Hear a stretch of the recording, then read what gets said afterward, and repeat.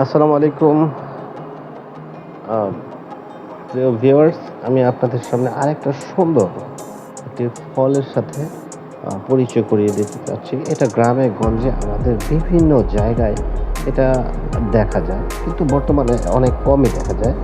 আমি মূলত হঠাৎই চোখে পড়ল তাই ভিডিওটা করে ফেললাম। আ দেখতেই পাচ্ছেন এটা একটা কি জাতের ফল হতে পারে? খুবই কাঁটাযুক্ত একটি গাছ। আ আমরা গ্রামে অনেকেই জিজ্ঞেস করেছি। এটাকে করমচা নামে অনেকেই পরিচিত।